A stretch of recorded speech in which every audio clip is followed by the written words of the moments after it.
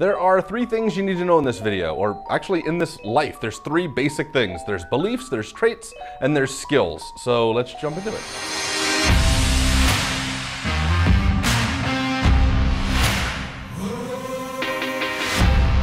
Hi, my name's Tyus. I make videos about living your freest life, personal liberty. If you're into that kind of thing and you want to live a free and lovely life, please hit the subscribe button below. If you don't want to live a free life, if you just love the shackles and torment of despair, well then don't hit the subscribe button. That's obviously not for you. In fact, if something isn't going well in your life right now, it's a very likely culprit that one of three things is off. That would be either your beliefs, the traits you have, which is kind of your characteristics, or your skill set. So we're going to talk a lot about those in depth on this video. I'm going to share with you my personal beliefs, my personal traits, the skills that I look for, and how those impact my life, and so hopefully it can help impact yours. So let's start off with beliefs. What are beliefs? Beliefs are what we accept to be true, even though they might not be true. At certain points in your life, you might have believed Santa was real. By the way, kids, he is.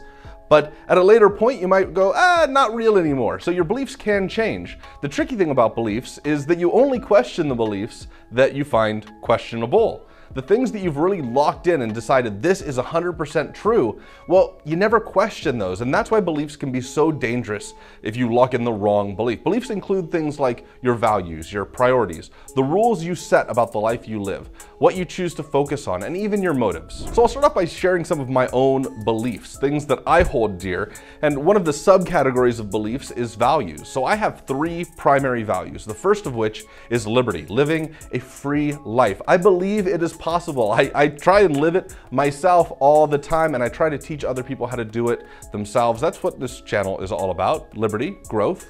You know, have you subscribed to it yet? You should. Now, growth is the second value that I have. Growth is all about becoming a better person and happens in lots of different arenas in my life.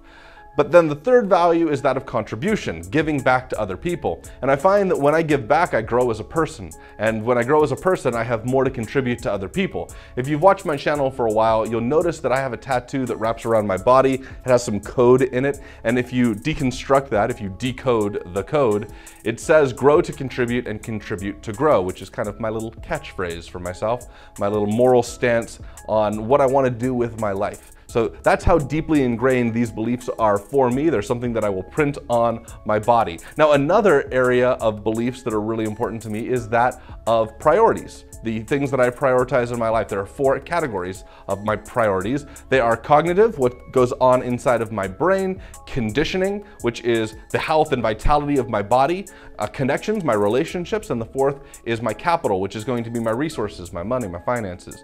Those are what I call my C4 strategy. So when I was talking about growth as one of the primary things that I value, well, I value growth in those four areas, in growing my mind, in growing my body to being a better thing than it was the day before, in improving the connections and relationships that I have, and improving my net worth, or the capital, the resources that I have at my disposal. Other beliefs that I carry are the rules that I have about the life that I live. For example, if I say that I'm going to do something, I do everything in my power to achieve that. If I say I'm going to be somewhere on time, one of my rules is I try and fulfill that. That's one of my beliefs that I have. The thing about having rules, and I'm not going to share all the rules that I carry in my life, but if you have too many rules, you end up living a pretty unhappy life, because too many rules means that you're going to fail at achieving those rules. You just can't possibly accomplish every single thing and fall within every single rule.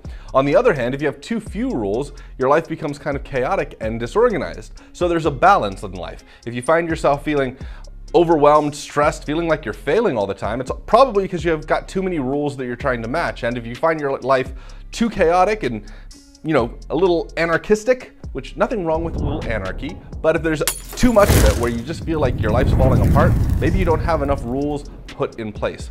The thing about beliefs that rules fall under is that a lot of people, spiritual people specifically, feel that all you need is strong beliefs. If you follow strong belief systems, then everything in your life will turn out right. And I've got to disagree with them. I don't think it's enough to just have belief and faith. That's not all you need. You need the second category that we're going to talk about in this video, and that is character. That is your traits. If you are writing the next great American novel, then you need to create characters. And besides having names for those characters, they also have to have characteristics. Each character has to have great qualities, and those qualities are the traits that they have. Now, when we meet people, we notice their beliefs, we might share common beliefs with them, but it's the traits that they make up that we really judge people upon. Traits are rigid like beliefs. Now, I used to be a hiring manager for Apple. I've interviewed hundreds, if not thousands of people, and I can tell you, we never judged anybody based off of their beliefs. In fact, I'm pretty sure it's illegal to do that from a hiring perspective. And we can teach people skills. We're gonna talk about skills later. So I wouldn't hire somebody based off of the skills they had because I could teach them those skills. What we based our hiring on was the traits of those people, things that are basic characteristics of who those people are. They make up your identity. Some of the traits that I really value, first being punctuality. I really value it when people show up on time. In fact, I'm the kind of person that will get there 20 to 30 minutes early and sit in my car doing busy work just to see when somebody else will arrive. I want to know if they show up early because I want to know if they value my time. It also shows that they're organized. If they show up really late, I kind of assume that they value their own time over my own, and I don't want to have that person in my life. Now, from a hiring perspective, if I'm looking for somebody's work ability, what I really look for is grit. Are they willing to push through the hard times, or their level of curiosity, which I bet you're a very curious person. People that watch these videos to learn new skills or learn new ideas are curious people that improve themselves on a regular basis, so congratulations for being one of those people. Another great trait, a great characteristic of a person is that of patience. Oftentimes, the only difference between somebody who succeeds and somebody who fails is the patience that somebody has to find the right opportunity to use the skills that they have. Consistency is also another important trait that I really value. You know, if you go to McDonald's, they're not successful because they make the best burger in the world. Pretty unanimous that they don't make the best burger in the world, but what they do is they make the same burger everywhere you go, and people value that consistency. That's why they're so successful as a company.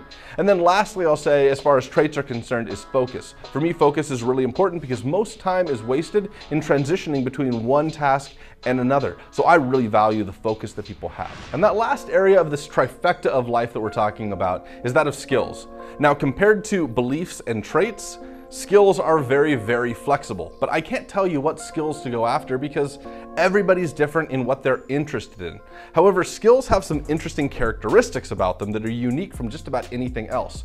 First being that skills, you can learn them very, very fast at the beginning, but then mastery takes a long, long time. They ultimately have diminishing returns on the energy you put into them. So for example, if you want to learn how to swim, at the very beginning, within maybe a couple of hours, you could learn a lot. You could learn a ton about swimming.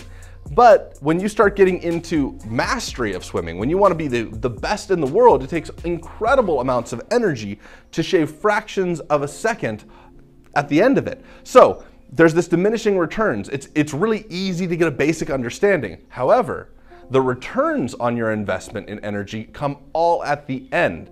So if you're trying to win the Olympics, there's a big difference between winning first and second. And that's why people are willing to invest so much energy into shaving a fraction of a second off at the end of their learning. Which begs the question, should you focus on being a specialist or a generalist? For most success, people should be specialists. They should focus on one thing and become really, really great at it because the amount of energy it takes to learn that one thing can be tremendous. However, it's not the strategy that I've used in my life. I've been a generalist, which is very comfortable because I don't have to specialize and I don't have to focus on these minute improvements. It's been very comfortable to do that. However, it means that I'm not the best in the world at anything at all, and that's kind of depressing. But I will tell you one of the things I'm pretty good at.